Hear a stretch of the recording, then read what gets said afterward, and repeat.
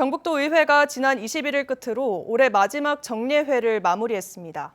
통과된 안건 32건 중 특히 내년 1월 시행되는 도청 행정조직 개편안은 지방 소멸 위기 극복에 초점을 맞췄습니다.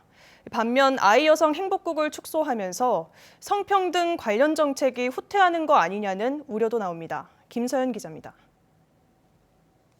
이의가 없으므로 가결되었음을 선포합니다. 내년 1월 1일부터 경상북도 행정조직을 전면 개편하는 내용의 조례안이 경북도의회를 통과했습니다. 이철우 도정 2기의 핵심 과제인 지방시대를 이끌 지방시대 정책국이 신설되고 메타버스 과학국, 경제산업국도 새롭게 선을 보입니다. 특히 지방시대 정책국은 소멸위기 극복을 위한 정책 컨트롤 타워로서 청년 정책과 지방 분권 업무는 물론 외국인 계절 근로자들의 비자 정책 등 농촌의 일손 부족 대책까지 책임지게 됩니다.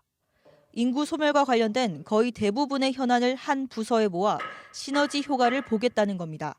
인구 감소라든지 또 지역의 기업 유출이라든지 이런 부분들을 저희 극복을 해내야 됩니다. 청년 교육 그리고 또 균형 정책, 인구 감소 대응 정책 이런 부분들이 좀 포괄적으로 같이 좀 연계될 수 있도록.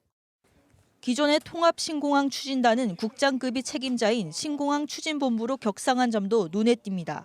경제부지사의 분장 사무도 확대됐는데 특히 기존 행정부지사 소관이던 환동의 지역본부 업무까지 관장하게 됩니다. 반면 국장급이 수장을 맡았던 아이 여성 행복국은 과장급 여성아동 정책관으로 축소됐습니다. 윤석열 정부의 여성가족부 폐지 방침에 경상북도가 보조를 맞춘 건 아닌지 조직 개편을 바라보는 지역 여성계의 시선은 곱지 않습니다. 경북의 경우는 해마다 성평등 지수가 최하위 수준이기 때문에 성평등 정책을 오히려 더 강화하고 해야 되는데 그 역할을 최소화시키겠다는 거 하는 거기 때문에 역행하는 것이죠.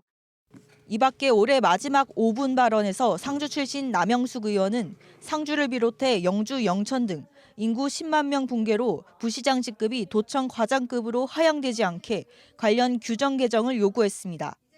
4급 부단체장의 경우 자신의 지휘 통솔을 받는 시군의 실국장 역시 동일한 직급이다 보니 내부 조직 관리에 일정 부분 한계가 있으며 국도비 예산 확보 등의 업무 추진에도 많은 어려움이 있습니다.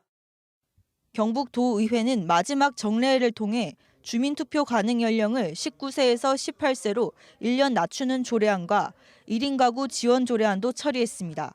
MBC 뉴스 김서연입니다.